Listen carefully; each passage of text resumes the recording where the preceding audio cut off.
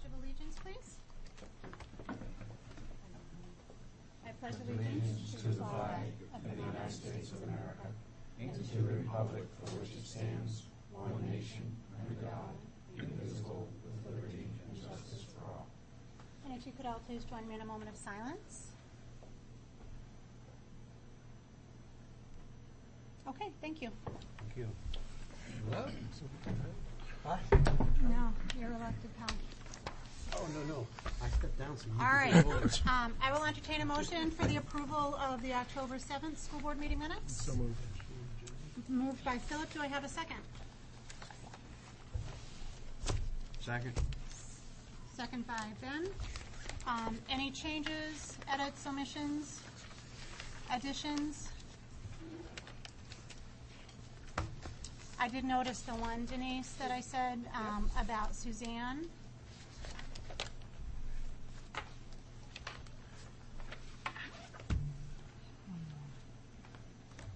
And Denise, I also do have a change with the budget committee report. The last sentence of the report says that Diane clarified that the budget committee meetings will continue to be held on Tuesdays. That's actually, they moved from Tuesdays to Wednesdays. So rather than Tuesday and Thursday, they're going to be Wednesday and Thursday. So my intent was to clarify that they would not be held on Tuesday, but rather on Wednesday. Okay. Does anybody else have anything? Okay. All in favor of approving the minutes as amended? Aye. Jenny, did you vote? Abstain. Abstain. Okay. I'm abstaining as well. 1, 2, 3, 4, 5 opposed. None. Abstentions? Keith? Jenny's abstaining. Suzanne? So I have 3 abstentions, please. Abstain. Thank you. Abstain. Yes, thank you. All right, correspondence. 2 substitute reports in the folder. Correspondence from the New Hampshire School Boards Association, again asking for resolutions. Another letter from the School Boards Association focused on the minimum standards. I thought board members might be interested in learning more about this. I've talked about this during the superintendent's reports a couple of times, and this is some information that the School Boards Association has presented as testimony. And lastly is a letter from Denise with the warrant that was submitted to the DRA. So this is for the board's review as well. All right, thank you. Commendations and good news. You can start. All right. On behalf of Maple Avenue, the We Deliver program is up and running this year, and we've been doing this for many years. It includes an internal post office where the 3rd and 4th graders are employed. They fill out applications, and they are hired to the different positions. We even have a postmaster. It gives them knowledge about how mail is processed, assists in developing a sense of job responsibility, and forms a partnership between the community and the school. And by the end of this year, we will have 48 students who will have held positions in the post office. It's also a wonderful opportunity for fostering literacy in our school in a real-life manner through practicing reading and writing skills, through letter writing, addressing an envelope, and using the mail system. And parents and faculty members are also encouraged to write letters to students. At Bartlett, 3rd and 4th grades have been busy taking the NECAP assessments, have been working very hard during the past couple of weeks.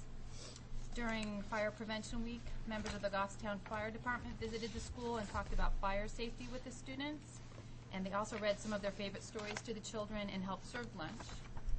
And next Friday, the Bartlett PTA will be hosting a spooky story night at the school.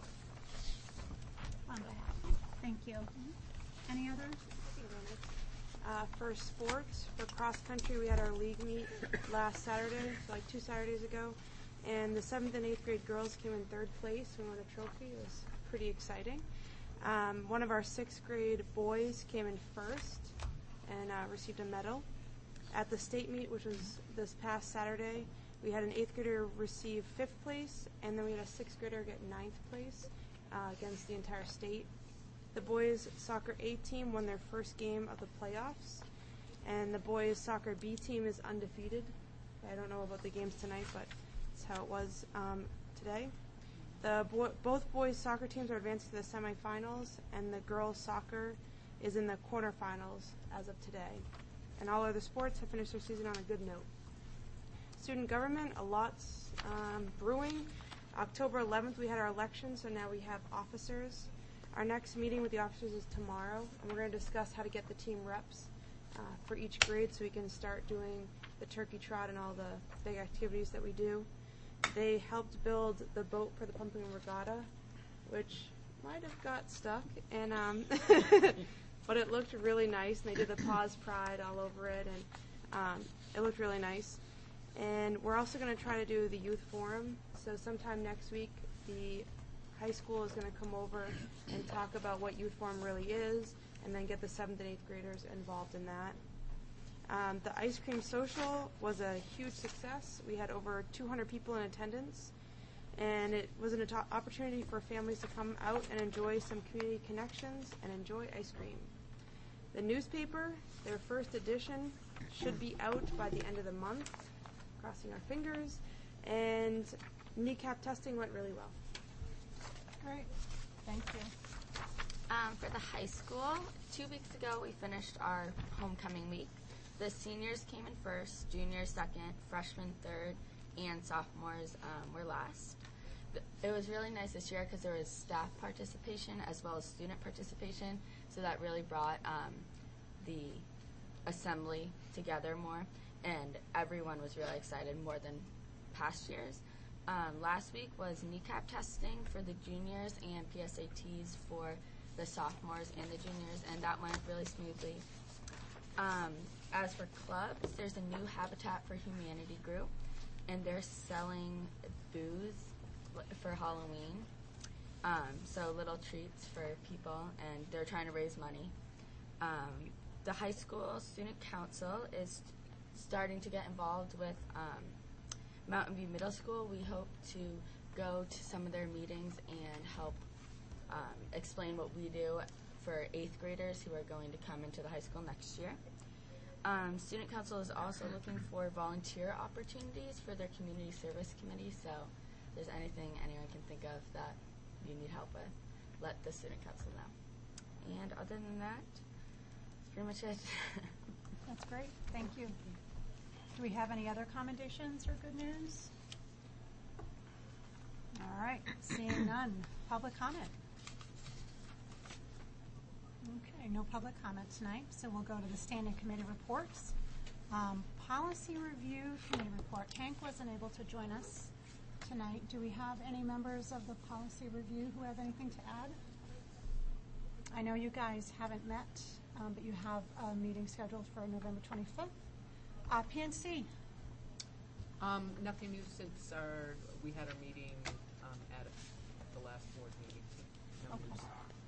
Thank you. CNE. We've not had a meeting since our last board meeting, and our next meeting, I believe, is November 25th. Okay. Thank you. Budget committee report. Budget committee met last week. They eagerly await our budgets. Of course, it's next month that they'll start after they receive the budgets from both the school board and the Board of Selectmen. A&F. We met this evening. I'd like to bring forward a warrant in the amount of $875,859.82. So moved. All right. Do I have a second? Well, actually, mine was. I was like, that's I our was first. the mover. I You were the seconded that. second. Thank you Sorry. very much, sir. Go ahead, Dan. General overview, payroll, taxes, and benefits, $649,443. It's a single payroll from 1017 with deposits to Health Trust and Security Financial Services for Section 125 and 403B. The special education Lighthouse, we had payments for 3 students, $24,600. The Merrimack Special Education Collaborative for $10,300. The provider, which is the transportation, $36,132. Total of a little over $71,000 for that.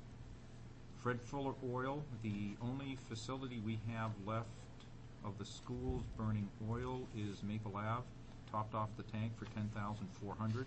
That's at $3.195. Goffstown Truck Center for athletic transportation, $8,000. Honeywell, and this is for quarterly maintenance contract. We have about a $49,000 contract, annual contract, so we made a quarterly payment of $12,263. And we can entertain questions. Do we have any questions? Seeing none, all in favor of approving the manifest as presented? Aye. Suzanne? Suzanne? Yes. Do you want to vote on the? Voting yes? Okay, we are unanimous, thank you. All right, elementary facilities. Anything, Ray?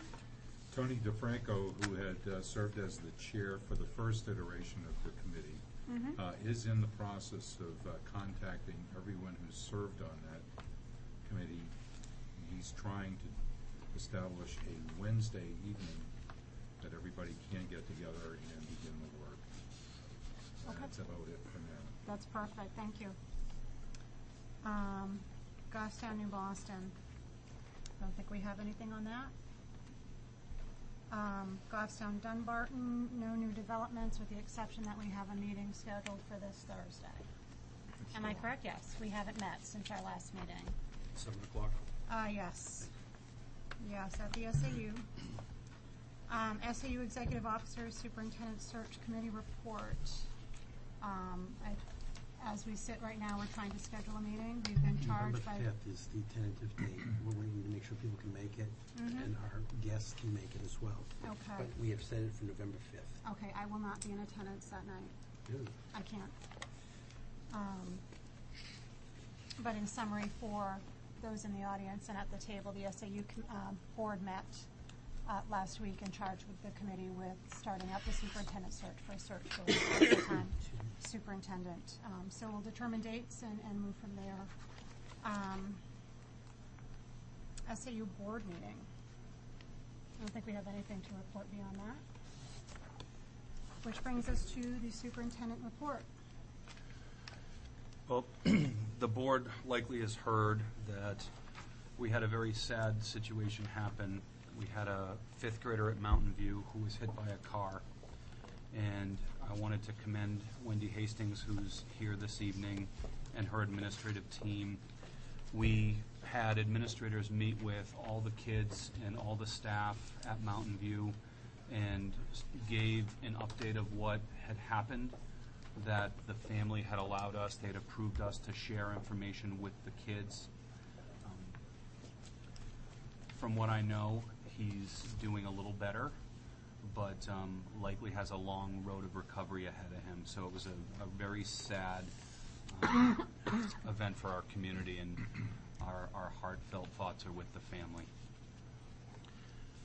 Last Friday, Denise, Ray, Philip, Diane, and I met with Sue DeRusso, Kathy Ball, Selectman Avanza, Moderator Jim Raymond, and School District Clerk Joanne Duffy to talk about the steps that we needed to do for the special election. Wasn't sure if you wanted to address that below or if you'd like me to maybe share a little more. You're welcome. Okay.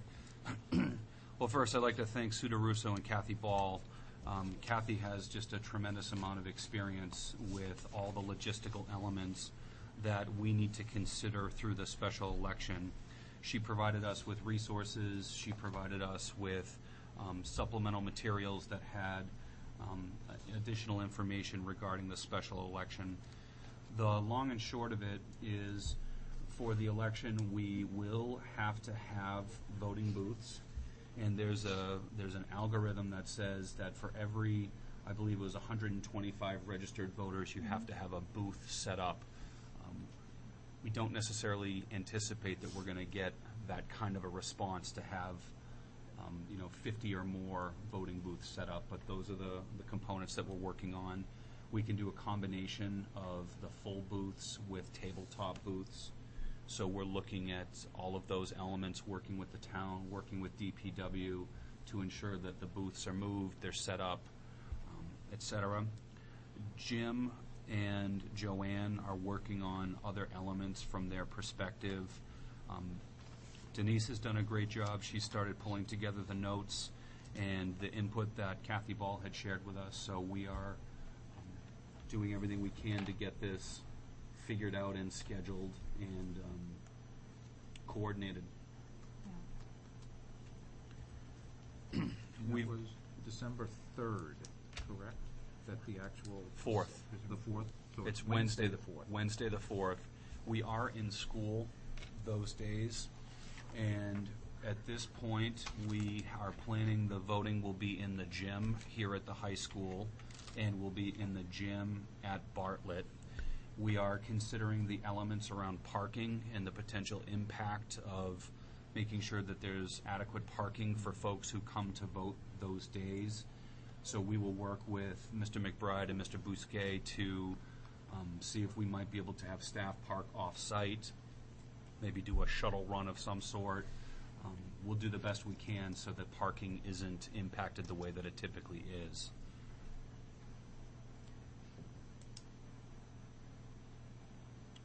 Two other brief updates. Sergeant Camp. Our next steps for the Sergeant Camp discussion will be a couple of the 6th grade teachers at Mountain View. We're going to schedule a time to go to Sergeant Camp. And I've spoken with Larry, the director. He is happy to accommodate that, and so they'll make that an option.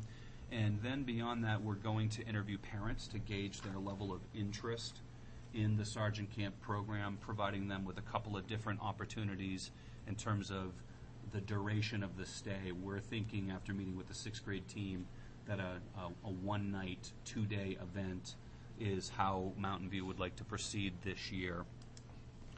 And that would be in conjunction with the New Boston students. And lastly, Lions Field. We'll have a more comprehensive presentation for the board at your next meeting. But at this point, Scott Gross has met with the Lions board, and they have some new information to share with us. They are still seeking the property evaluation in terms of what the property might be worth, what some options might be from a real estate perspective, and we hope to have a more comprehensive update for the board at your next meeting. In terms of budget presentations, I appreciate the teacher reps being here this evening. I did want to just mention that the next few school board meetings will be budget workshops. We certainly would welcome your attendance, but we'll leave it at your discretion if you're able to attend. And that's all I have. Just a quick question, and it may not bear complete discussion now. The school board membership will have a role in the election that is analogous to the selectmen. I'm not going to define that because I really don't have enough knowledge to, but we'll get that defined. But we will all have, it'll be expected that we'll have a presence there to provide oversight at the polls. And so we'll need to figure it out. There are going to be a couple of polling places. I don't think that anybody anticipates that anybody will spend an entire day doing that, but we'll have to figure out how to divide it up. So please circle the day on your calendar. I put in for it off at work, so. Yeah. It is. It will be important for us to be able to participate. We do recognize that nobody's going to be expected to do a long shift, that we'll be expected to do shorter shifts just to keep fresh eyes and fresh dispositions. All right. Are you all set? I am. All right. In the special meeting update, we've already addressed that unless the board feels we need greater discussion. All right. Call for NHSBA resolutions. As you recall, at our last meeting, we circulated the document from the New Hampshire School Boards Association inviting boards to submit any resolutions. Does anybody have a resolution that you feel that we need to entertain sending to Concord? Okay. New business, Bartlett Kitchen presentation. Okay. Megan, if you'd like to come up and join us and have your folks come on up with you. All right. Before Megan starts, there was a double asterisk that said that we should have had an attachment. I don't remember having one. Did you Came guys out get in your one? packet electronically? Yeah, in PowerPoint in your packet. Oh, yes, it was in there. There was a PowerPoint that had Do you need one, apples. Dan? We might have It an looked, extra. it looked tasty. You know, I have my It does, laptop. doesn't If you it? need Doesn't this, it? grab it. I did not. Like this. Sort of, Yeah, Yes. I did not see one, but okay. I will look for it when I get back. You I have a haven't copy, seen though? it since yesterday, so. Okay. Did it come today, by chance? No, it came out with the, On Friday? yeah, with the agenda and the minutes, and then that was another part of the packet. Okay. I will borrow Ray's. Thank you. All right, Miss Megan. Well, I guess at this point we should cue the video. Cue the video.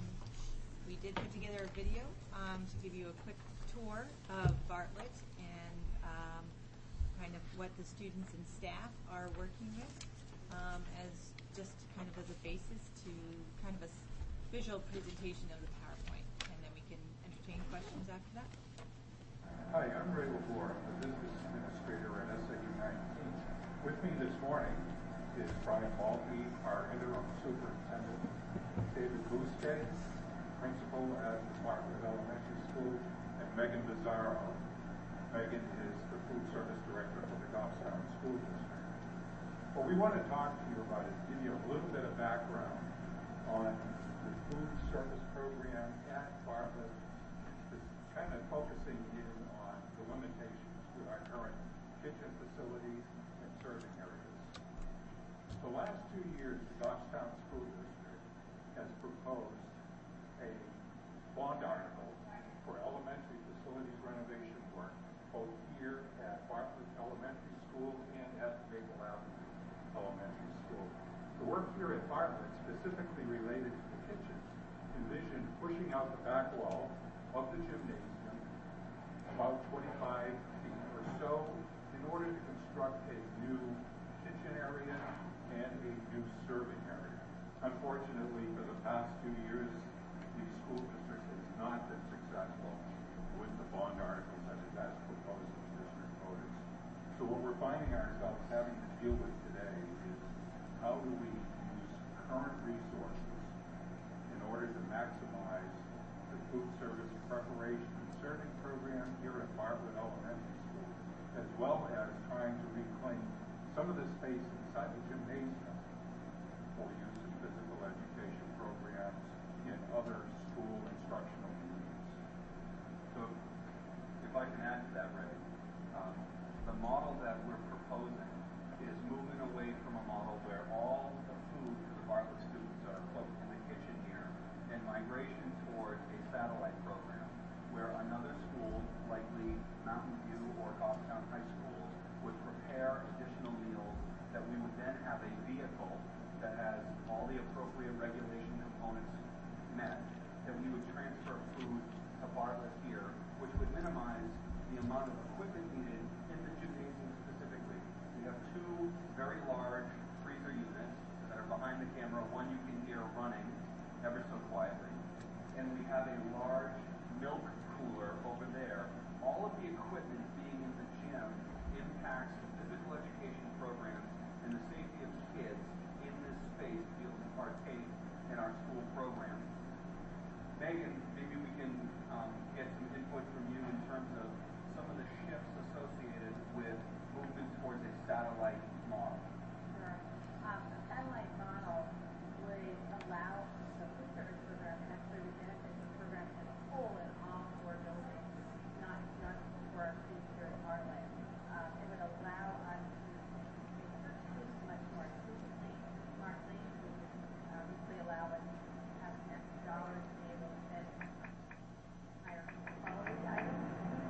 It also would allow us to have some efficiencies in terms of, for example, for macaroni and cheese.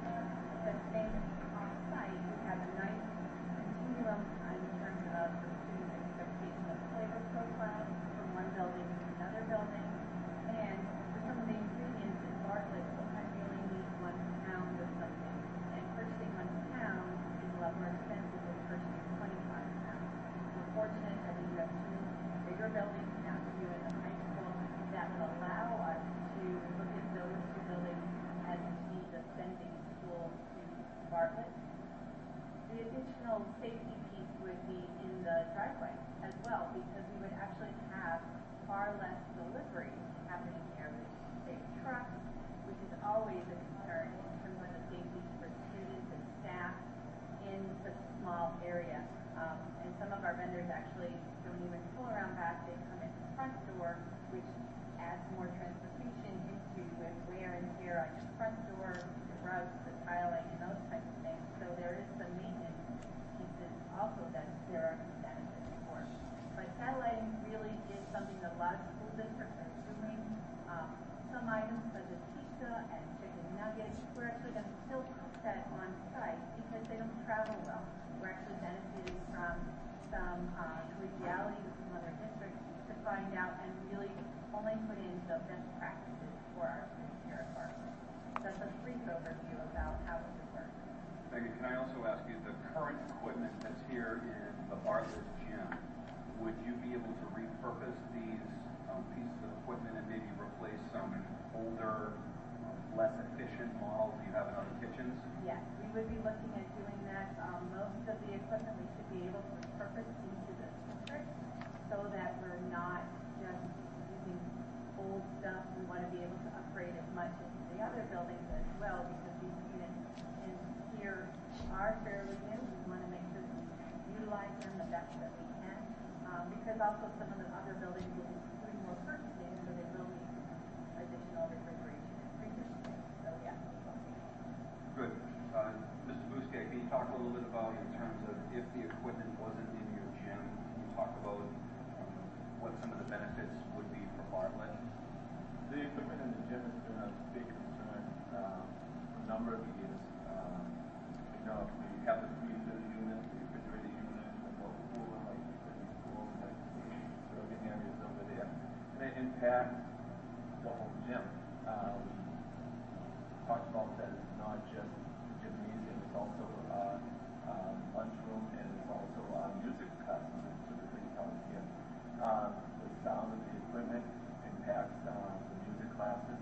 But I think it's a safety issue and limits the activities that can take place in our ed program because of all the equipment. They can't run safely in the program. They can't have a basketball game or shoot baskets because the equipment is in the way. Thank you. So to Mr. Labore's point, in terms of the bond article that's been unsuccessful twice, the scope of this presentation has been how can we modify and increase the safety and efficiency of the kitchen here at Bartlett, minimize the educational impact, and do so in a cost-effective way using food service surplus money. This is not budget money that we're talking about through this alteration. So what we'd like to do is to show you the kitchen and inside and how this migration to a new food service model would change the existing infrastructure of the kitchen and what the related benefits would be associated with that. So here we are inside the kitchen, and we'd like to give an overview of what the changes would be in the current equipment, the rationale behind the changes, and the outcomes that we would hope to achieve. Behind me, you can see old wooden cabinets and countertops that are porous. Porous countertops in a food environment, in a school kitchen, are not allowable. So we've had some issues with regard to these countertops. What we're proposing is removing the cabinets, the countertops, the cabinets underneath, and ordering stainless steel, food-grade equipment that we could build a modular kitchen in here that if and when the Bartlett project is ever passed, this equipment could also be repurposed in other kitchens. So we're not going to buy anything that doesn't have at least a secondary and likely a tertiary lifetime to it. In here we have 2 refrigerator units. We wouldn't need 2 units. We would hope to be able to move the milk cooler into this space so that our milk would be in here and be out of the gym. And where we have this particular refrigerator unit would also be repurposed to another school to replace an aging piece of equipment, and additional counter space using a modular unit would also be provided there. Our stove, which the Goffstown School District is fortunate was a donation and is served us well over the years. We would look to replace the stove unit, which has 16 burners and 2 ovens. The ovens are not convection. They're very slow to heat up, and they sometimes have difficulty holding and maintaining temperature. So the idea would be to replace the stove with a smaller, more efficient unit that's focused on convection ovens, which I believe aligns with some of the changes in what you're cooking and how you're cooking over the last 5 to 10 years. Correct. And the convection oven will allow us to provide a fresher product, cooked product, so it's actually going to be much fresher than having to put in the product, say, an hour earlier. We'd be able to do a half an hour earlier. So it's a much better product. We would also, as Mr. Baldwin said, also get a 4-burner cooktop as well, burner, so that we do have the ability to steam some items as we need to. But the convection oven will really be a big improvement for our food quality here with the way things have changed in the last few years. And again, Megan, all of the equipment upgrades, the shelving units, the countertops that we've been talking about, we're going to be able to use food service fund balance for all of these equipment purposes. Correct. We are very fortunate. The food service team and all of the buildings work very, very hard, and we have a fund balance that's able to do some of these really great capital improvements here and across the district to continue to improve the program and the quality for the product that we serve. So the takeaway here is no tax impact for any of the work that we're talking about here at Bartlett. Thanks. And the ability to improve our programs if and when the bond article passes to use brand new nice equipment in our other schools to replacing older, aged type of equipment. Now, Ray, we also need to talk a little bit about the flooring in here. This particular floor, we're evaluating some options. Can you talk a little bit about this? The flooring in here, we're basically looking for a water-resistant floor that's going to be able to stand up to a normal kitchen activity. What will happen is, after the equipment is moved out, we will have to bring in a flooring contractor to take a look at what has to be repaired or what new product needs to be put down, then make decisions on how we go forward with that. All of this work, the flooring work, obviously will be done before we introduce new equipment inside of the Bartlett kitchen. And one of the other benefits when we talk about all the equipment that was out in the cafeteria, music room, is that we are going to start serving from this window that's behind Ray. We're going to bring our serving line right in here, so we really won't have any food service equipment in the cafeteria unless we are serving lunch. Our little salad bar and our cashier stands will be out there, but those are able to pull in here after lunch is done and even before lunch is so that the school can start to use the gym as a gym as much as possible and as a music room as much as possible. Because food service, we really are in here to be a partner in sport education. This is one of the ways that we can do that, to make the educational experience better for the kids. Maybe one last additional benefit of this project is off to the side of the kitchen is a food kind of office storage area. If we are satelliting food into Bartlett, we don't need to have the storage of the cans, the cleaning equipment. It changes the ability to use that space and increase a little bit of storage, which is much needed here at the Bartlett School.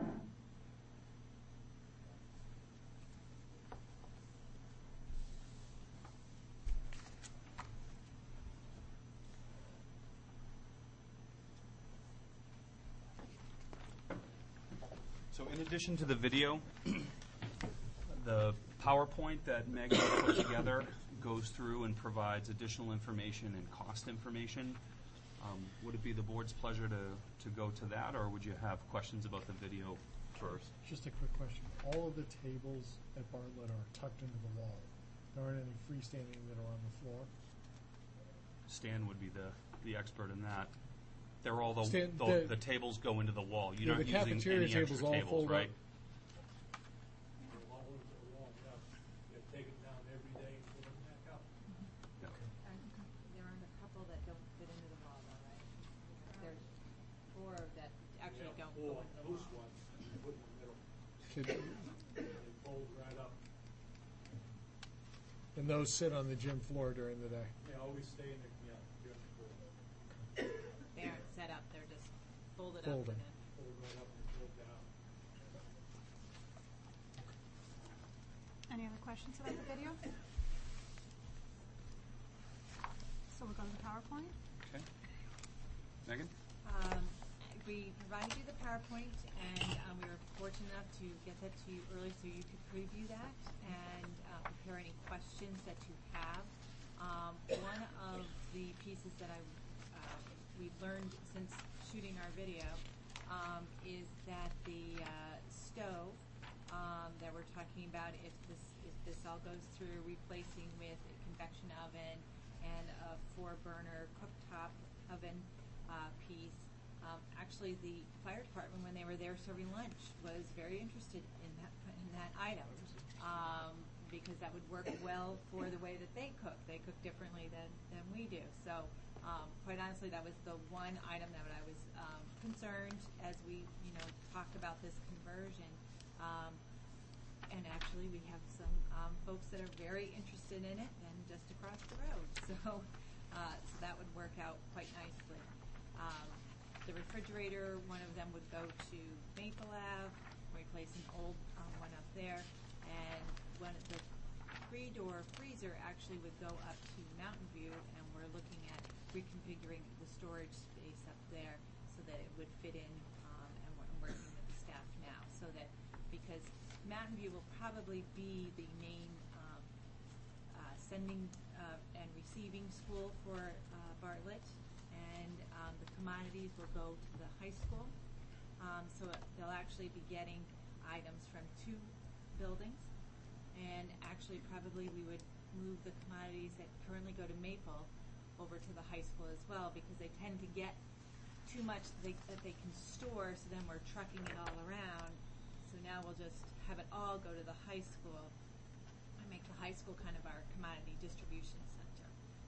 So just a few more pieces in terms of how this type of satelliting would work to benefit all of the buildings. And commodities has changed very abruptly this year. We are getting, they've changed their ordering completely around. We are just getting hammered with a lot of commodities, so it's very tight in our freezers right now. And in fact, some other school districts, they can't even get all their food onto the truck because the truck would be over 2,000 pounds overweight. So commodities is going through some issues as well, and unfortunately schools have got to try and make it work. And we're fortunate that we have the high school and we can make it work, but we're having to move things quite a bit. So, but as you can see in the PowerPoint, it pretty much goes through what we've talked about on the video, the benefits, how it will work, some of the steps that we need to take should this be the will of the board to go this way. The vehicle that we have put in there is something that I didn't realize was out there until I met with Ray and Brian, and it's cute. It looks like a lot of fun to drive, actually. It's one of the little transit type of van, almost like a minivan. I went over to Unique Ford and took a look at it because I wasn't sure it was going to work, but it would work perfectly, far better than a cargo van, and it would work really nicely, very easy to drive, almost like driving a minivan. You can get windows on all sides or just in the back, so that backing up can become very easy to do instead of a big van without windows, and that gets a little bit trickier. So we are fortunate, as I said in the video, we do have a fund balance that can handle this, because as we have said in the past, we want to be cognizant of our fund balance, that it does not get too high, so then the state comes in and starts mandating, you have to have a plan. We want to be proactive and start investing in our program.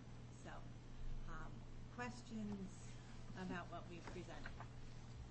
I have a quick question on the van you're talking about. What type of accommodations or retrofits do you have to do to the back for the use? Actually, none.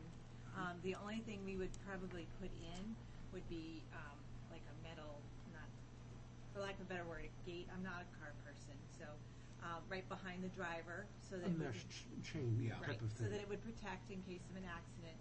But the floor is all set. It'll hold 1,600 pounds because it's all steel reinforced, so we don't have to do any of that. And what the items that we're talking about putting in are cardboard boxes of product, big. They're about this big. Plastic. When you were at the graduation, some of you may have seen our brown big container. A couple of those. That could probably fit easily 6 to 8 of them. So there's plenty of space, so we shouldn't have to do any retrofitting at all. Thank you. I have a question. Included in the cost of the van, did we look at insurance costs and fuel costs? Or is this just representative of the purchase price of the van? It's just representative purchase price. I think we were estimating fuel costs at what, $1,600 a year? We figured about $1,600 based on an estimated number of miles. Sure. The difference between one of these Transit Connect vans and a typical, what you might think of like an Econoline van, is these have significantly better fuel economy. So in addition to being a little easier to drive, the economy of the fuel is significantly better. We would get set up so that we would be able to fuel the vehicle over at the transfer station so that we're buying the government rate fuel without all the taxes that go along with it. So we did anticipate somewhere in the neighborhood of about $1,600, and we would set up an account for her in this regard. And do we have an estimate on insurance cost? For the district's 2 pickup trucks right now, we're paying about $800 Each or Each. combined? Yeah. Okay. for the year. Okay. So And this would be an additional vehicle on the school district's policy with property trust, property liability trust. okay. Ginny, did I see you have a question? Yeah. I guess I don't understand if we're going to be preparing food somewhere else, why this van wouldn't need to have heating and cooling in it for food. Well, the units the brown unit that I talked about, it's plastic. You put the food in hot, it actually will hold temperature for 4 hours, so we don't need to have any specialized heating items. And the items that are cold would not be on the truck or the van long enough that we would need to be concerned about that. If it's getting to be very hot and say we're transporting yogurt, okay, we would buy coolers, put ice in them, put the yogurt in. We don't need any specialized item. We don't need a refrigerated truck. When I was in Concord, and we actually had to buy a refrigerated truck because there was so much distance between the buildings, and the satellite was much more intensive than we're talking about here. So we actually did have to buy a refrigerated box truck. But given the scenario that we have here, we don't need that. Are you planning on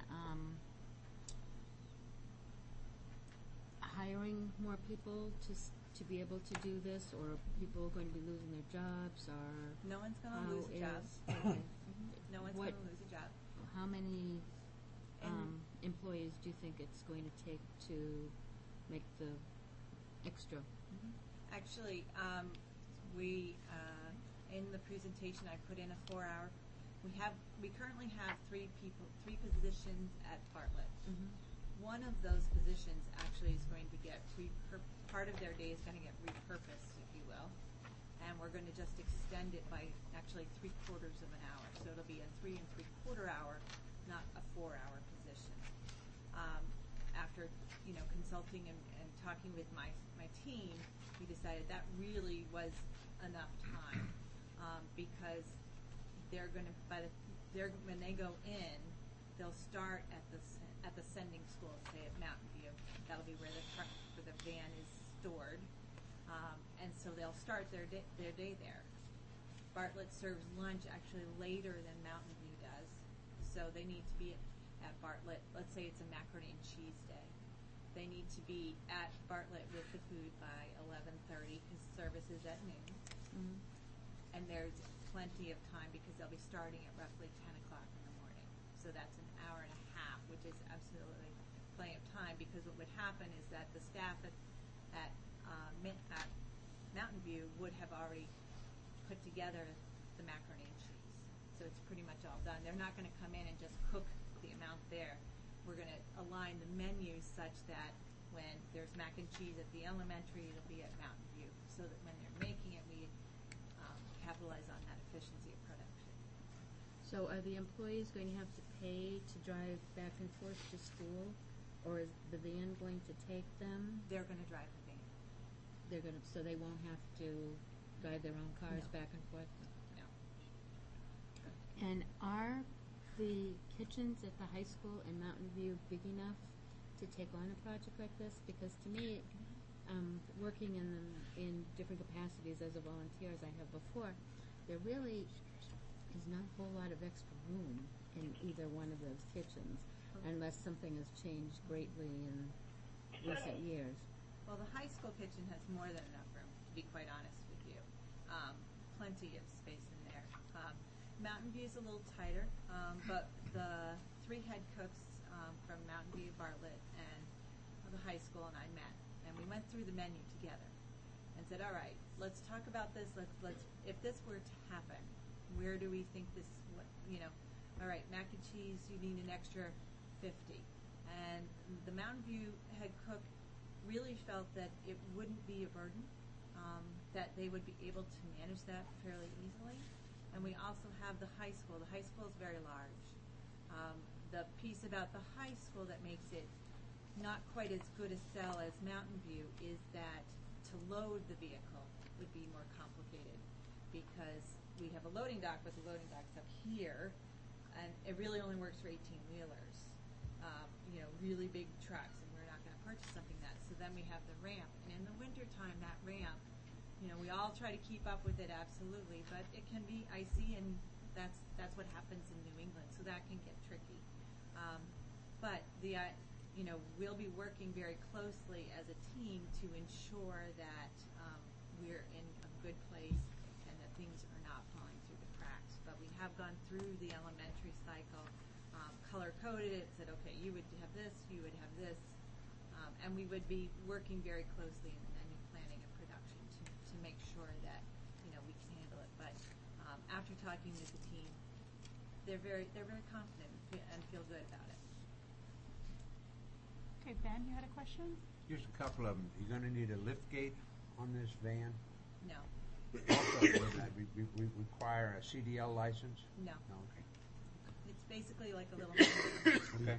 But even though it's transporting in the school department, you're not going to need a CDL license? Correct. Okay. Go ahead. Do you have an implementation plan, timeline? If this would go forward? If this would go forward, we would use probably the next month or so to put together an RFP and get that in shape. Some of one item in particular is going to need to be fabricated in the kitchen because of the way the window is formed. So that actually is going to take some time, and the flooring guy has said he needs to replace the whole thing versus a patchwork, at least at this point. So those are big items, especially the flooring piece. So at this point, the implementation at this point, I would say would have to be when school is out. Summer, not during a week break, but summertime. Multiple weeks. In order to coordinate all the pieces, if the flooring didn't have to be completely redone, we may be able to pull it off, but it would be tight, and I would rather not box us into a corner. It's just probably not a good plan, because lunch can never be late. Okay. Do we have any other questions for Megan? I might just direct the board to the very last page, has the cost breakdown. If there were any questions about the financial components of this proposal. are, just so you know, these are estimates until we get a bid put out. Ray and I have talked about that. In fact, when we do this, anyone who is any food service equipment company, we're going to have a date in the document that says you must come at this date if you are interested, so that they can do the measurements. They need to be responsible for the measurements, because if some of this comes in wrong and we measured, we're going to be on the hook for it. If it comes in wrong and they measured, it's on them. Okay. Jenny? Is this program going to take away the capacity of having a functional cafeteria at Bartlett? Will they be able to stand alone at any point, or are they always going to have to rely on another school and another program to make their lunches? Are we expecting that when the new school, the bond goes through, is there going to be a real kitchen there? And are what we had planned previously, is that plan going to stand, or are we going to go to this kind of a plan and change our kitchen around? We were not anticipating any kind of an architectural redesign in any way. So the project as it stands right now would include a new kitchen at Bartlett. And I think if and when the bond were to pass, that there, as Megan shared, there are efficiencies to be generated by having the ability to satellite, even if you make the determination as a board to restore the Bartlett kitchen to its full cooking capacity. Megan would still realize economies of scale and efficiencies by being able to transport food between buildings now. So even if we went back, it would still be a good thing to have the ability to move food in a food service vehicle. They can't move stuff in their personal cars. Yep. So right now, if she needs to buy hamburger for Maple Ave, and they only need, say, 5 pounds, she's buying 5 pounds and having it delivered there. If we had this vehicle, we could buy 100 pounds at the high school and bring the 5 pounds over to Maple. So I think even with the new project, this would still be a good thing for the food service program. I have one other question, and this is something that we're talking about, having all of this surplus money that's food service money. And I think our voters are going to wonder why we're spending money on kitchens when we have extra money, and we have increased the food prices instead of giving the kids a break, the moms and dads a break on school lunches. And I think people are just not going to understand. We have a good answer for that. We do. Pardon me? We have a good answer for that. Yes, we do. What's that? Megan?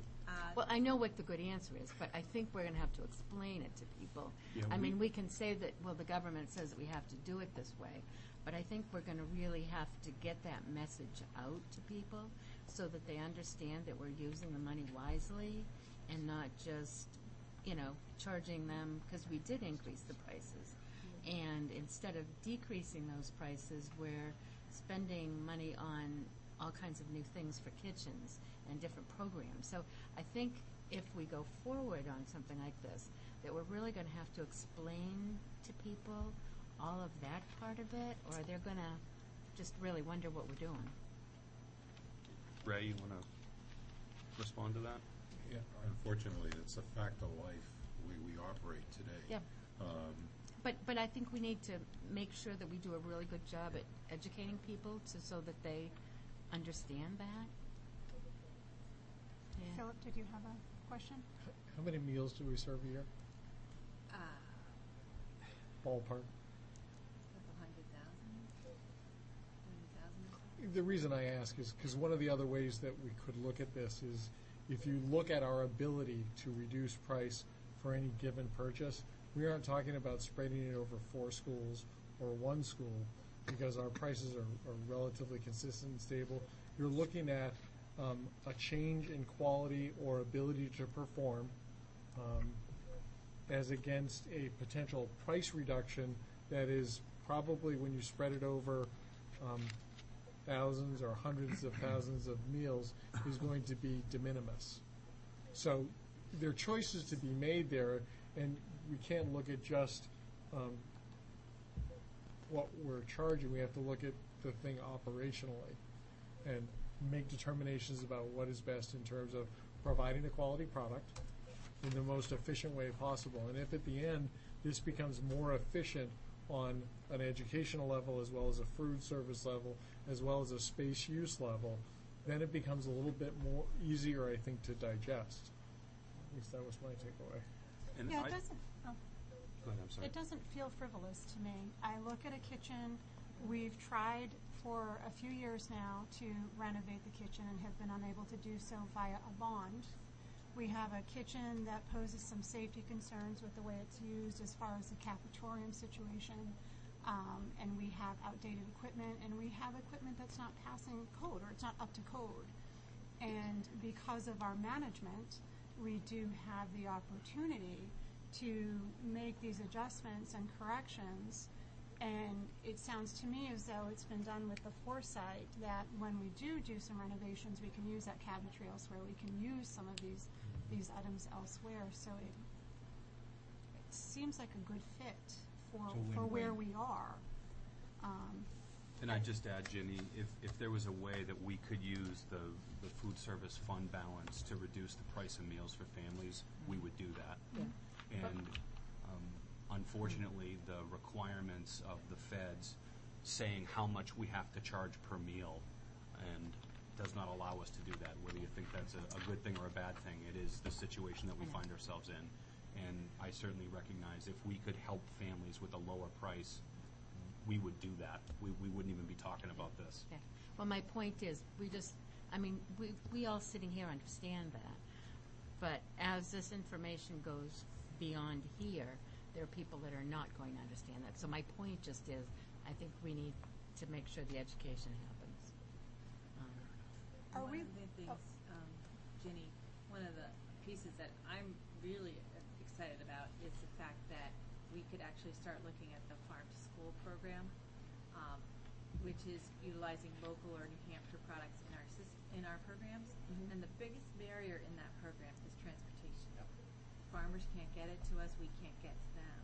With the vehicle, we can go to them. And I know that there's, I believe, an organic farm out in Boston. Yep. There's a place just down the road here, and that would be ways that we can turn around and support our community, support our local farmers, and provide a great opportunity for the students to start to make some of those food and farmer connections. We really have not been able to tap into that area, and I'm not saying that we'll get everything from the local farmers, but maybe we can start getting just a little bit. And it would be really nice to spend some of our dollars locally to help out the local families. And that would be one of the ways that we can do it.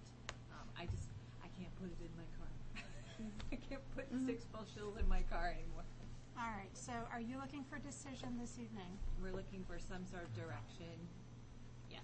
Direction as far as getting the ability to get firm quotes, or if this is something that you would like us to continue down the path, that would be great to get that affirmation. If it is something that you do not want us to do, that is totally your purview.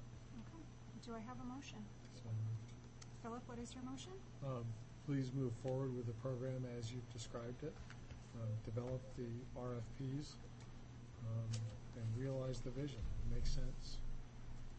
Second. Okay, and I have a second by Ben. So the motion is to move forward with this as presented, developing the RFPs and doing what you need to do to Effectuate the program. Okay. Any further discussion? All in favor? Aye. Aye. We are unanimous. Thank you. Thank you very much. much. Thank you, Megan, and thank you for coming out. We appreciate it. All right. GHS field trip, the annual New Hampshire Association of Student Councils trip to Waterville Valley. This is a repeat trip? This is a repeat trip, but it's an overnight. Okay.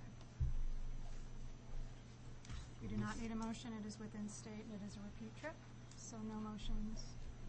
I'll allow them to go. All right, seeing none. Thank you. Superintendent's proposed 2014-15 budget.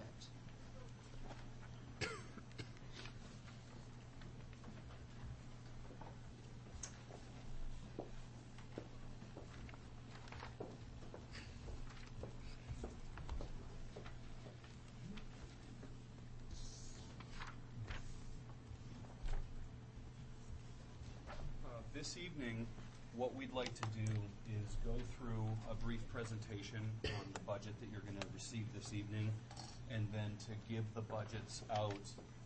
Ray, where did you have them? On the floor. We'll give them out afterwards so that the board can take them and review them. We wanted to provide a little context prior to just handing over the budgets.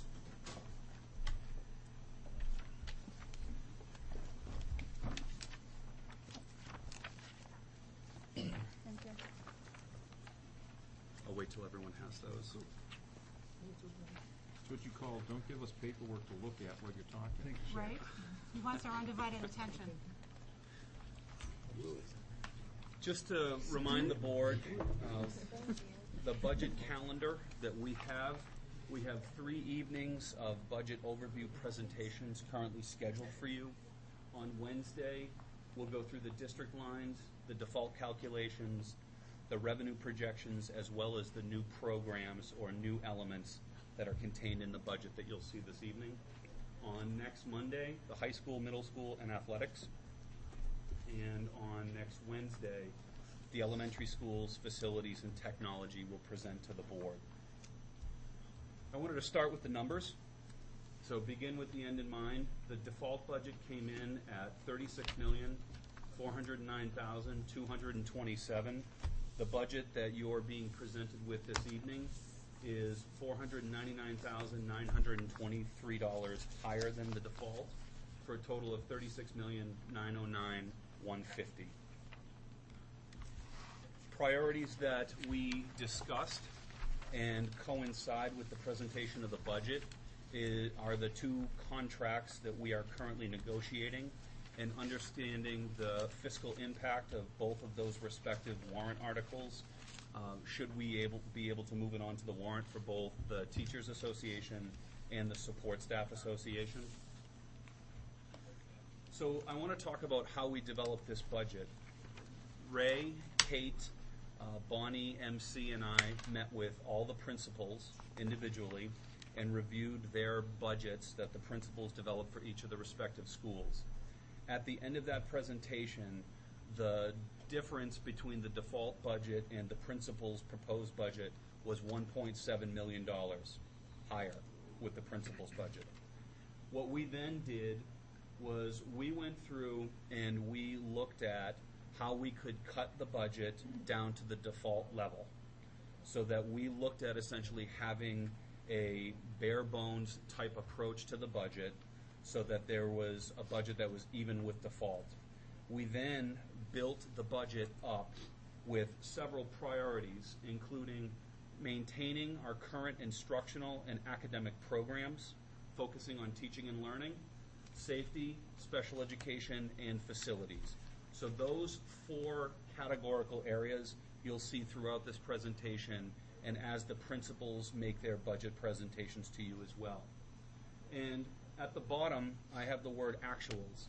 One of the things that we tried to do unsuccessfully, I'm sad to report, was we had worked with Pentimation. Bonnie had worked with the Pentimation folks. When you receive the budget detail printout, we wanted to have multiple years of actuals into that report. They weren't able to do that for us. There was a separate cost for it, which we authorized, but they were not able to get that done. I understand they're still working on that. It would be our hope. You got it today? Did they make it work?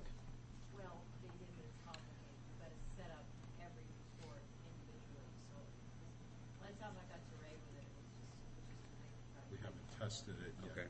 Well, the point was that we wanted the board to know that when we were developing the budget, that every single line item that we were looking at actuals. And what you'll see is we had to do that manually, which meant that we went every single account, and Ray had to either pull it up in Pentimation or look at a separate historical spending report and analyze the actuals of all accounts. And we adjusted them. Some went up, some went down. And so we wanted the board to know that that was an important philosophical construct as we were building this budget. There are a couple of what I might call philosophical paradigm shifts that I wanted to bring to the board's attention.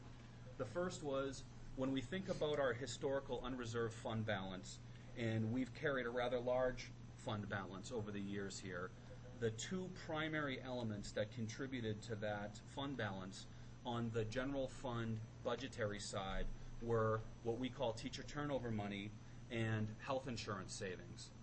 So what we saw, in addition to perhaps conservative underestimates of revenue, we saw that we weren't spending all of our money because of teacher turnover.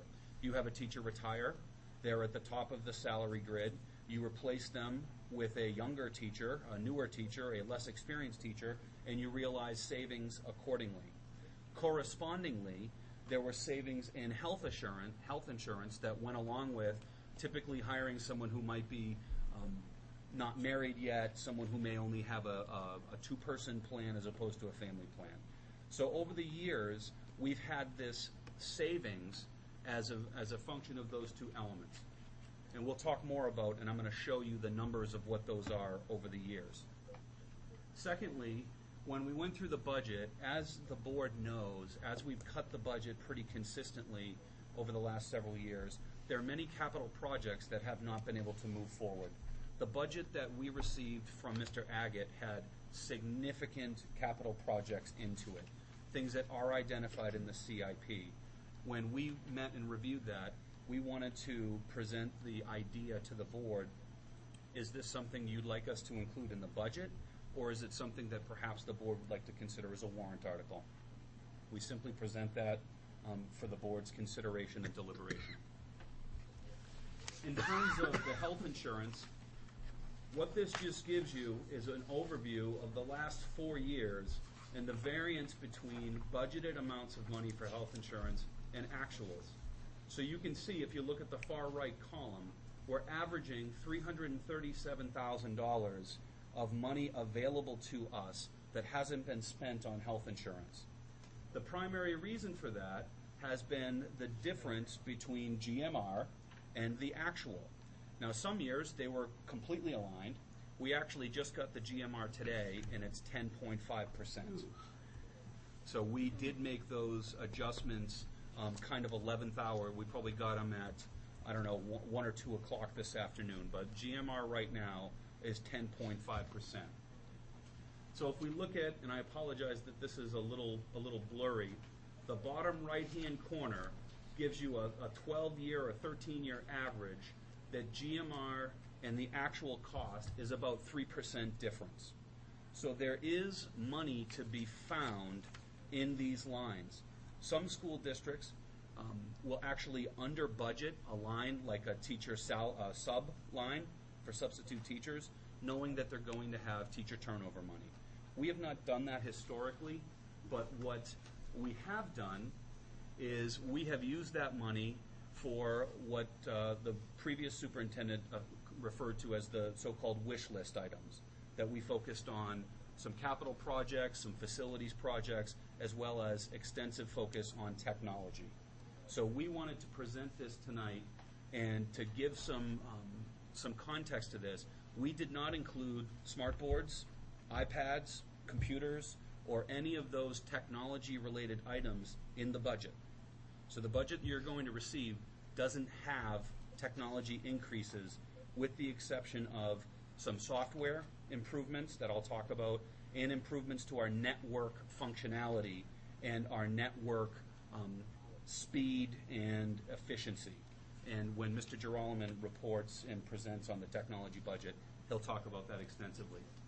For teacher turnover money, we've had about a $300,000 difference between teachers leaving and teachers that we hire to replace them. If you look at the count includes retirements, it includes people who were non-renewed, it includes people who resigned, etc.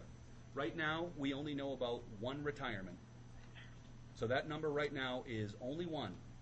And you can see that when we're developing the budget, there will be a whole bunch more folks who either retire or move on to different school districts or leave the field altogether. So we would anticipate that there would be teacher turnover money available to us next year. What we'd like to propose, and Can I ask in may not be appropriate right now, but if you don't know the answer, if you were to look at the Manchester schools as well as the Goffstown schools, and you were to look over the last 6 or 7 year period, I would guess that the average number of retirements, because I think that's where our greatest opportunity exists, in terms of making a significant change in rate, has probably been higher than it was for the same number of years preceding that period. So if you look at 6 years and if you look at 6 years back, I bet you're higher more recently, simply because of traffic in the profession. And I'm wondering whether or not looking at rate of retirement is an important factor when we look at how we might recognize what we could anticipate in any line going forward. Because I bet our average age has been coming down. Well, I think we'd have to do that analysis, Philip. Anecdotally, I would say that I think teachers aren't retiring. I think people, because of uncertainties about health insurance, I think people's investments over the last several years maybe haven't been doing all that well.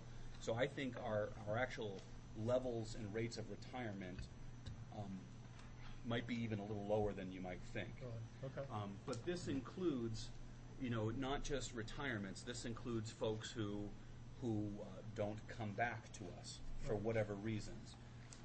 And the reason I present this to you is if you think about the difference in the health insurance and the teacher turnover money, is if we present a budget to you like we did that doesn't have new computers, it doesn't have iPads, it doesn't have smart boards, it doesn't have all the technology elements that have become intertwined with our instructional delivery models into them, but knowing that we may realize some savings that we could focus on safety, technology, facilities, etc.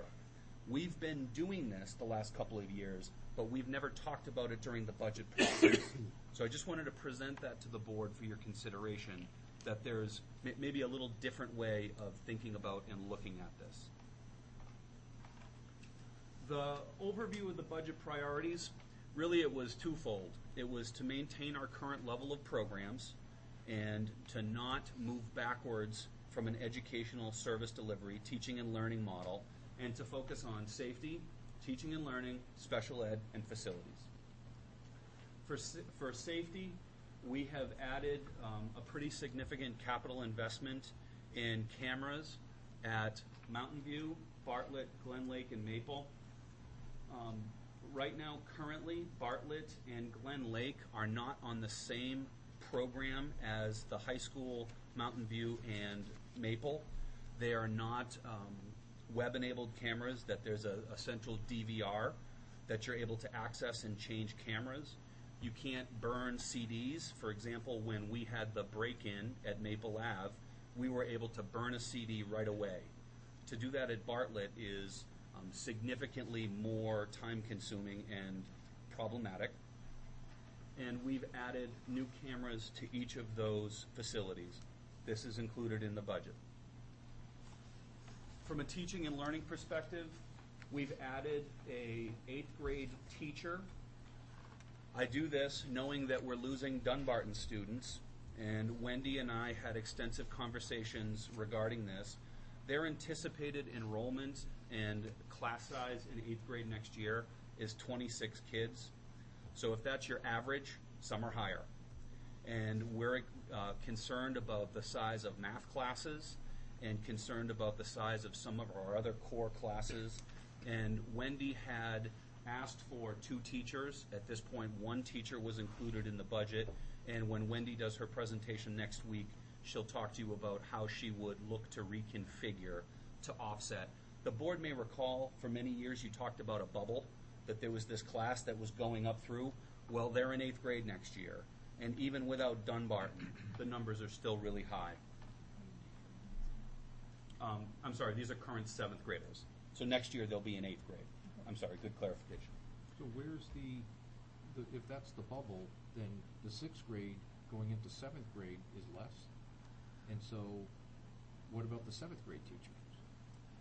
I think I'll let Wendy, maybe let Wendy talk about that when she does her presentation. Okay. But we I'll looked hold at my that, question. Dan, to see if there was a way, could we move a teacher?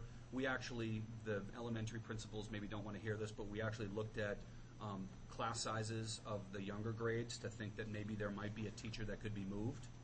So if there was a teacher that we could move up to 5th grade and then have a 5th grade teacher, assuming that we could do it from a highly qualified status, move to 7th grade or to 8th grade. We looked at a lot of options, and this was a tough one, and being mindful of the loss of revenue for Dunbarton, I understand that this is maybe a little difficult to understand, but we're concerned about the class size. That's a lot of 8th graders to have in one room. Other areas of priority in teaching and learning, we added in Mountain View Library Paraprofessional. Right now, the high school has 2, Maple Ave has 1, Bartlett has 0, and Mountain View has 0. So arguably our second largest library in circulation, and they have 1 full-time library media specialist with no para. That didn't seem equitable to me. We talked about cutting one of the paras here at the high school and moving that position to Mountain View. We chose to include it in the budget because we didn't want to disrupt the program they have here at the high school. Mr. Bousquet asked for, he currently has a half-time library media specialist. He has asked for that program to be a full-time program. As you know, our free and reduced numbers at Bartlett are the highest anywhere in the district. We have a significant special education need, and we have a profound need for literacy instruction and literacy acquisition at Bartlett. We supported that. The late buses, as the board will recall, for many years, these were cut out, and then a lot of discussion has occurred. I've met with Al Baines. I'd like to thank him for providing some support to us in this. We know that kids get in trouble between school getting out and 6:30, and there's an awful lot of research to be able to support that. The late buses allows for kids to participate in clubs, sports, after-school tutoring, and other instructional programs, as well as the Y program. So, for example, at Mountain View, the Y program, when the late bus was cut, the numbers really dropped significantly.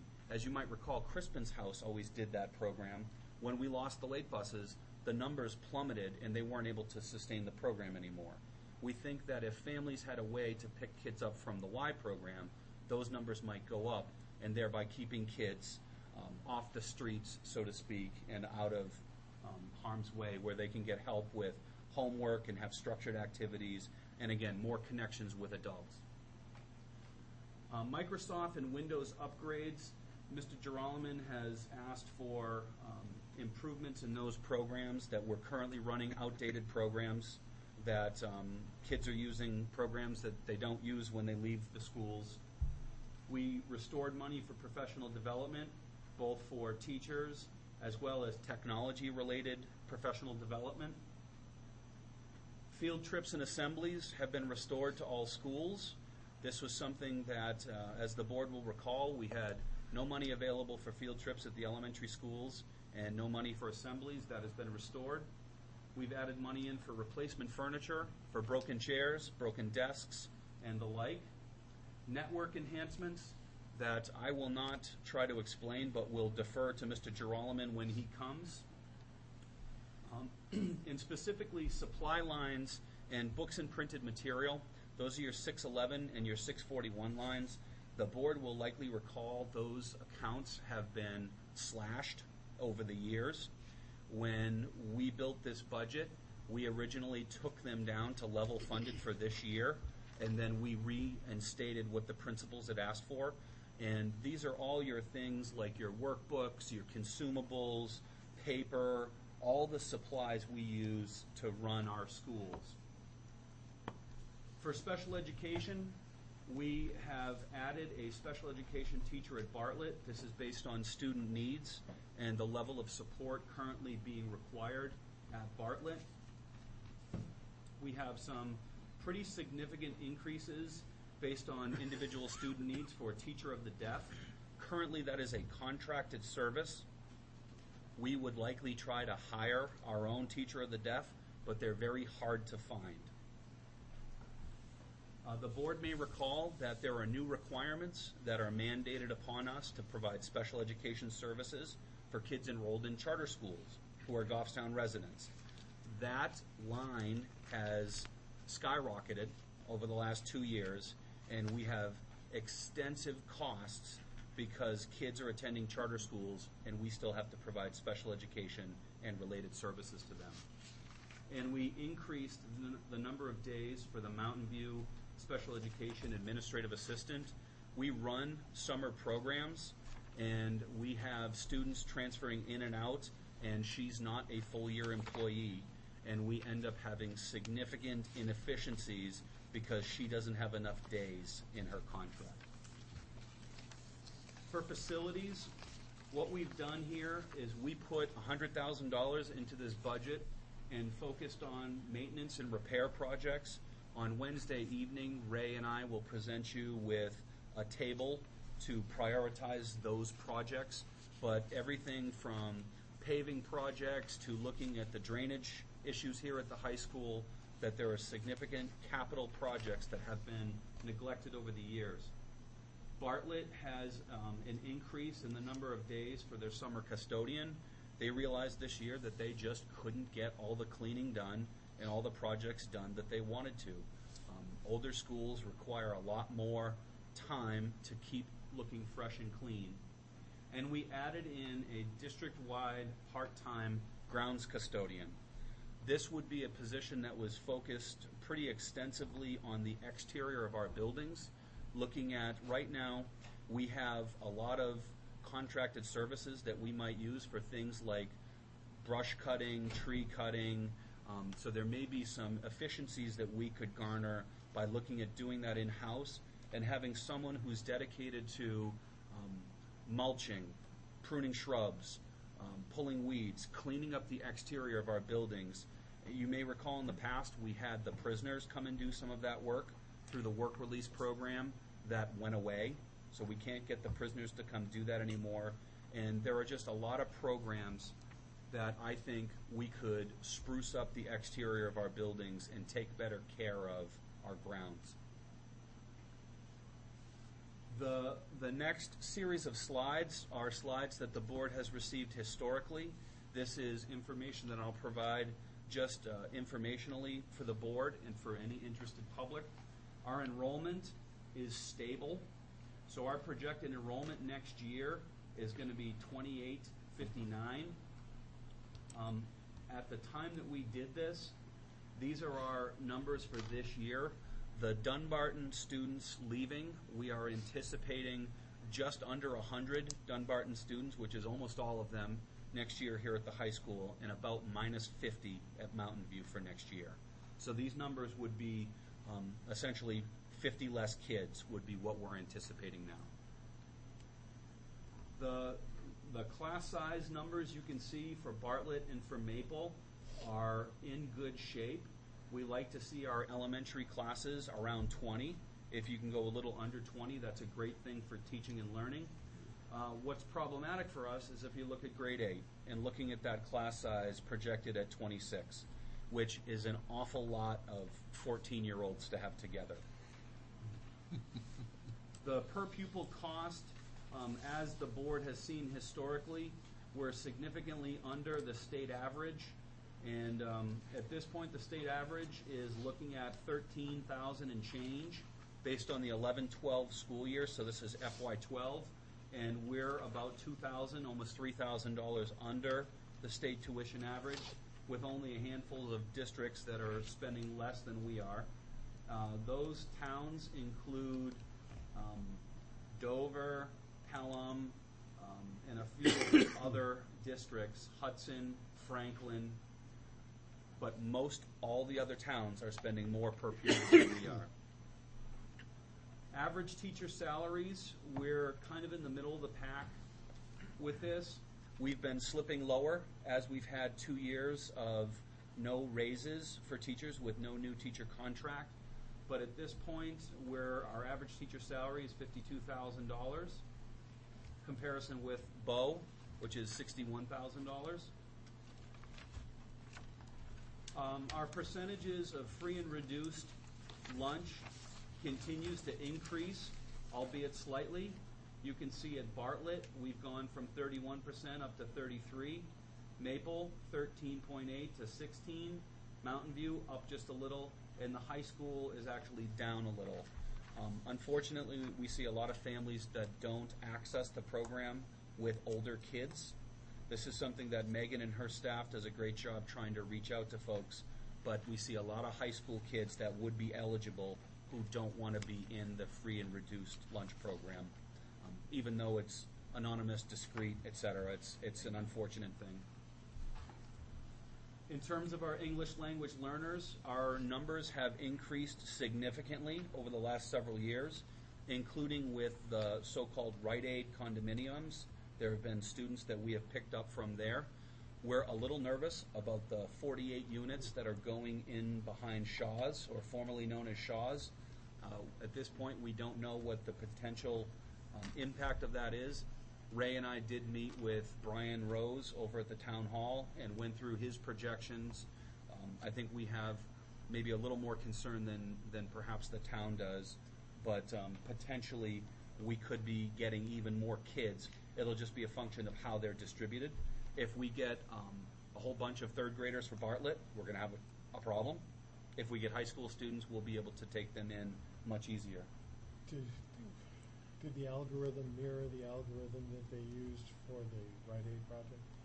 It was a little different because the Rite Aid project was considered workforce housing. So I think they used a little different multiplier. But what Ray and I did, working with the principals, is we looked at what they projected our enrollment to be and then what it actually was, and it's higher. Right. So it's, at this point, we don't really know what, we did go over to town hall. We saw the plans for these new units.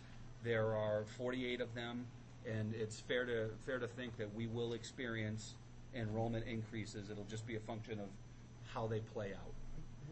The reason I asked was because I remember the projections for, in relative terms, for Rite Aid were relatively low, with the understanding it was going to be workforce housing, and our actuals, if I remember correctly, were more than double the projection. Well more than double the projection. And that's why we're concerned about this new project behind Shaw's, which, as we understand it, they could have their certificate of occupancy as early as, I think, January. Yep. So we may start to see kids in the next just couple of months start to come through our doors. I had attended that planning board meeting when they spoke about that. And my research based on what our data is here in the district is that we have consistently had higher experiences with enrollment than what has been projected at the planning board level. And it seemed at the time, it's been a long time since I thought about it because we're going back a couple years, but that was my information at the time. Our experience was higher. Are these going to be apartments or condos? They're apartments. They're what they call garden-style apartments. Yeah. And if I remember correctly, it was 3 floors, 2 bedrooms, 1 bath, and they have, each floor has what they call the common area, which is, I don't know if it's like a lounge but they called it a common area when we saw the plans. Did they share what their price point for rental was going to be? We asked that, and at this point they didn't know. Brian Rose didn't know. That he said that if we wanted that level of detail, we'd have to speak to the builder, but then he said he wasn't even sure if the builder was going to be renting them out. We don't know. Okay, thanks. I have a question about the English language learners. I'm trying to refresh my memory because I know we've talked numbers. We've got 27 active and 18 on the monitor status. How many did we have last year? I know this is a significant jump, but I'm trying to get my finger on how much. MC? Our numbers were pretty close to this last year. So they haven't jumped? I thought they jumped. I think we were at 29 students actively in service last year. And we got a jump was the year before. Okay. Thank you. But the Typically, what's interesting about this is when the students take the mandated test called the access test that they have to take typically beginning of January, beginning of February, we had just about half of the students test out of services and go on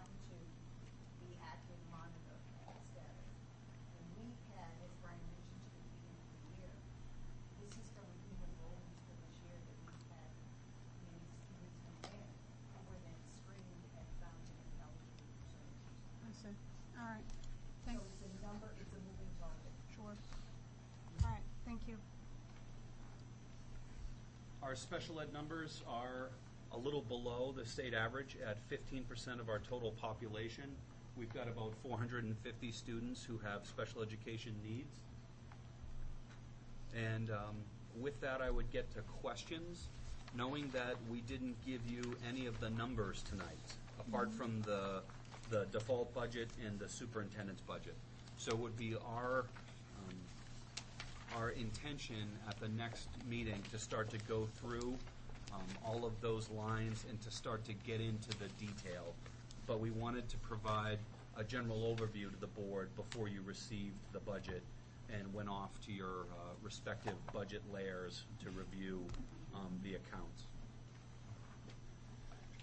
Does anybody have any questions? I have a question, but it's more a scheduling question.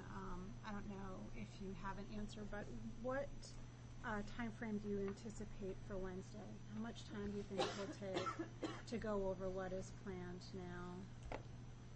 now? Well, we're talking about the district lines, the default budget, revenue projections, and the new projects that I briefly talked about here. I guess I'd welcome some direction from the board. I think depending upon the extent of conversation, how much detail would you like? Would you like us to go and just hit the highlights, increases, decreases? Would it be the board's pleasure to go line by line by line, which we're prepared to do if that's the board's pleasure?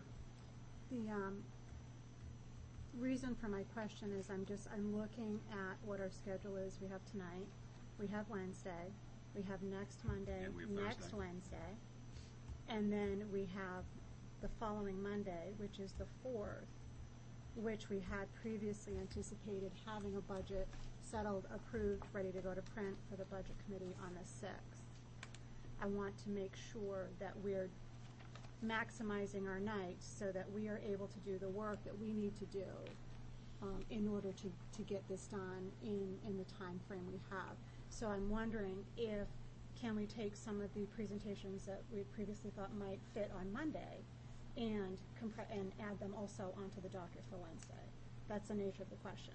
Okay, so in other words, hit the gas pedal and see if we go through it a little faster? No, I want to give it the attention it needs, but I just want to make sure that we're not out of here at 9 o'clock, because we could probably stay till 10. You know, does that make sense for you all as well? I might ask, Mr. McBride isn't here, but Wendy's here. Wendy, do you think you might be ready potentially if Wednesday goes a little faster? I can be ready if that is what the board would like me to do. Should we have any input, guys?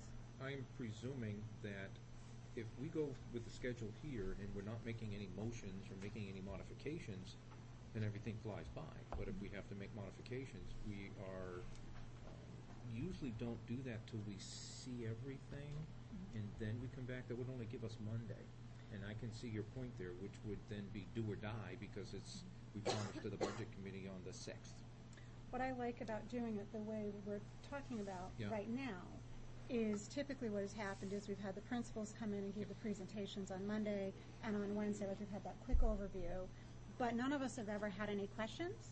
And then the next week we get together in our work sessions when we don't have the administrators on hand, and we have all kinds of questions, because this is when we're going over, and as much as it's wonderful that they're directed at the superintendent, I think it's wonderful also for us to have the opportunity to speak with the folks who take the time to come out and meet with us and present their budgets. So I might also be willing to bet that Mrs. Doster is probably already ready for her presentation.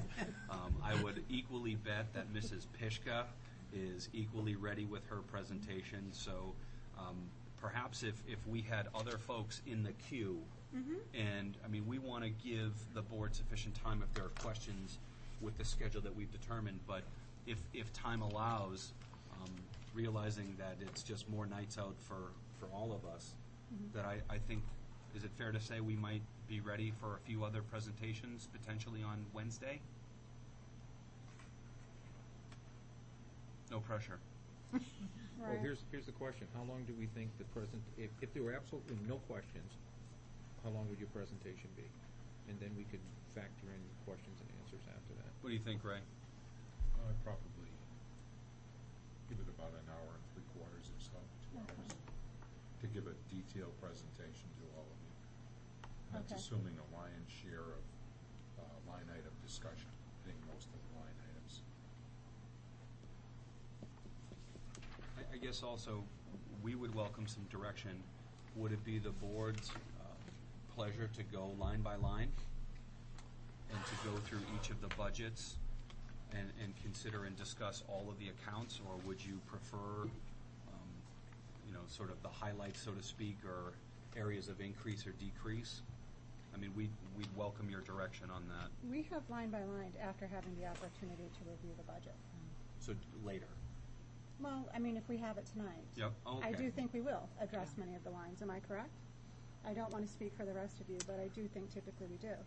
We would look at it page by page, but Yeah. a general overview of like, what happened with salaries and benefits, with the big thing, you take a big chunk right there.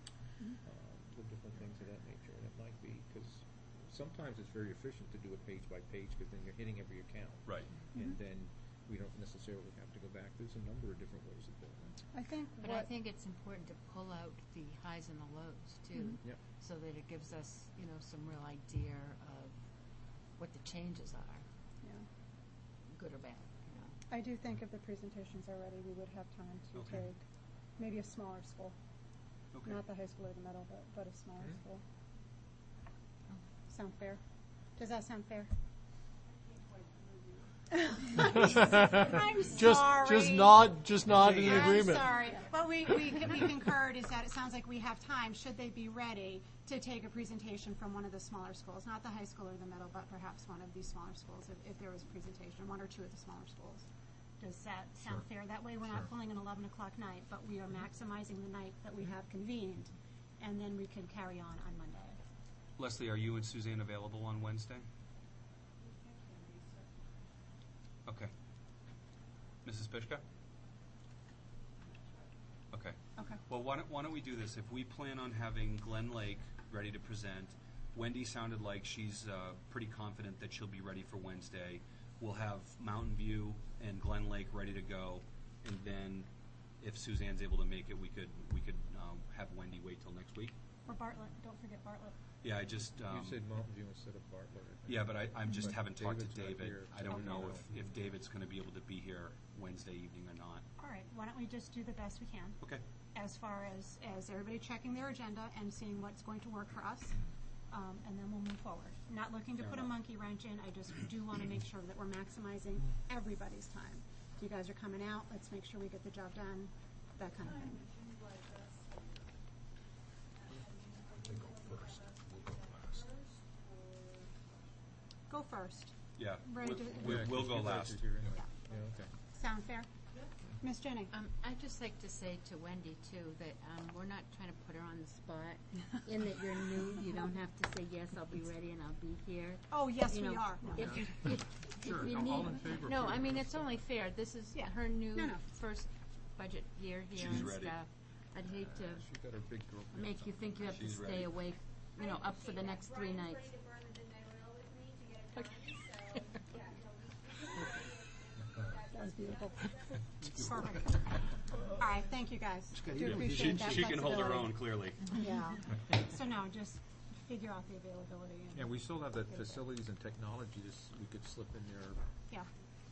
Yeah, the point is exclusively just to make sure that we are not, in a position where there's still work to be done, and it's 8:30 and we're all out. And then we're in this pinch next week where we're here till midnight, 1 o'clock, not making rational decisions because we're all tired. So, okay. Do we have any other additional questions regarding what has been presented thus far on the budget? Only we're gonna get paper and then in a few days, some kind of electronic. Yep. Yep. Okay. That was a hint, paper. Yes, Is it we still do on the need floor? that. But we can carry on. We have some nominations. We do. I'll send them around. Ray? What? We have nominations for co-curricular sports. Would you like to do them as a group? I'll read through them. Yes, please.